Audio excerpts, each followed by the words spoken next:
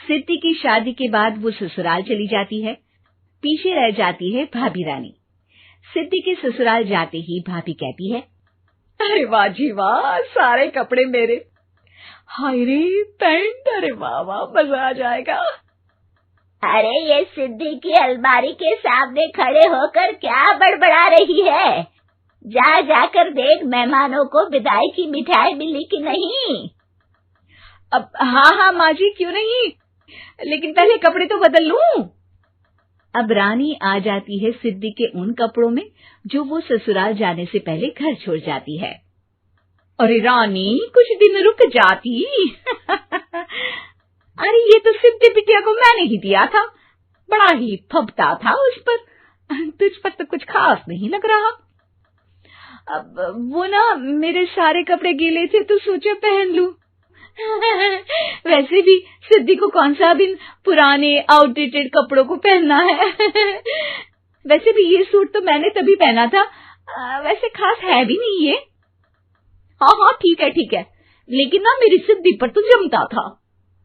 सारे मेहमान चले जाते हैं और सिद्धि ससुराल से मायके पहली बार आती है। अपना घर, अपना कमरा, अपनी अलमारी। ये बोलकर जैसे ही सिद्धि अलमारी खोलती है तो सामने उसके कपड़ों की जगह कुछ और ही रखा होता है। माँ, ओ माँ, जरा कमरे में तो आना। सास और रानी वहां पहुंच जाते हैं। रानी ने पहनी होती है सिद्धि की जींस और टी शर्ट। अरे भाभी, ये क्या? ये तो मेरी बड़ी ही महंगी टी शर्ट है, इसे आपने घर में क्यों पहनी है?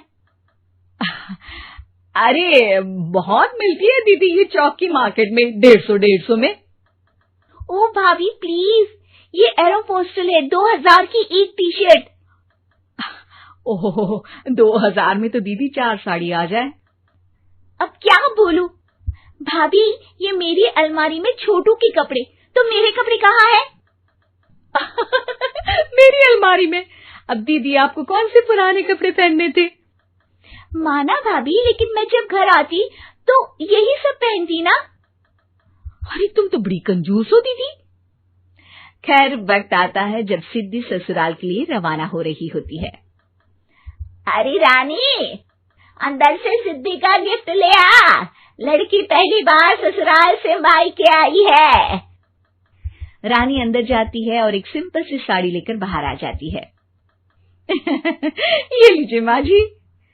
सास बेटी को गिफ्ट देकर ससुराल भेजती है। अगले दिन रानी एक सुंदर सी साड़ी पहनकर सामने आती है।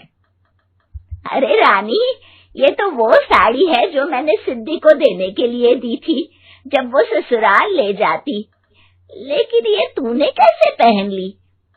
अरे माँ जी, ये साड़ी तो मुझे बहुत पहले से ही पसंद थी, लेकिन चिंता ना करिए, मैंने सिद्धि के लिए भी अच्छी सी साड़ी दी है। हाँ।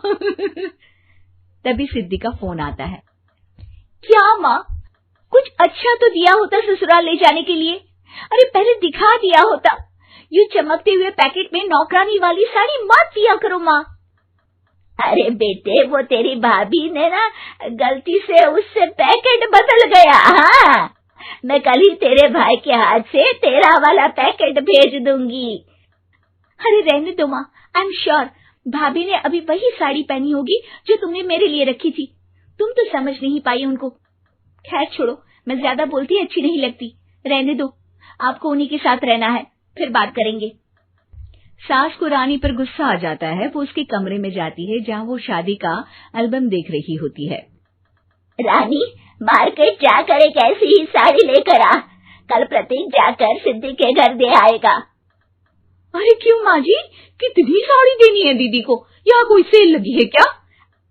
अरे चुप कर, मेरे बेटी के हिस्से की साड़ी खुद पहन ली, अब ज्यादा ज्ञान बांट रही है। एक दिन सिद्धि का फोन आता है। माँ, मेरी सास ने आप सबको खाने पर बुलाया है। सारे लोग सिद्धि के ससुराल पहुँचते हैं। खाना खाकर वो लोग निकल रहे होते हैं कि सिद्धि की सास सभी को गिफ्ट देती है। अरे बहन जी, बेटी के घर का खाना खा लिया, यही बहुत है जो आप ऊपर से गिफ्ट भी दे रही है। अरे बहन जी, आप भी कहाँ इन बातों पर विश्वास कर रही हैं। सास सभी को गिफ्ट देती है, लेकिन रानी को जो साड़ी देती है वो अजीब सी हरे रंग की लाल रंग के बड़ी छाप वाली होती है। अरे छी, ये कौन पहनेगा? सासू माँ को तो जरी वाली इतनी सुंदर, और मेरे लिए ये नौकरानी वाली। अरे भाभी, दरअसल मैं जब भी घर आती थी आप वापसी में ऐसी ही साड़ी देती थी ना, तो माँ ने सोचा कि आपको आपकी पसंद की ही साड़ी क्यों ना दी जाए। बेचारी रानी, बोलती भी तो क्या। सिद्धि और सास रानी का चेहरा देखकर हंसने लगती है, तो रानी समझ जाती है कि अपने ही बिछाए जाल में वो फंस चुकी है।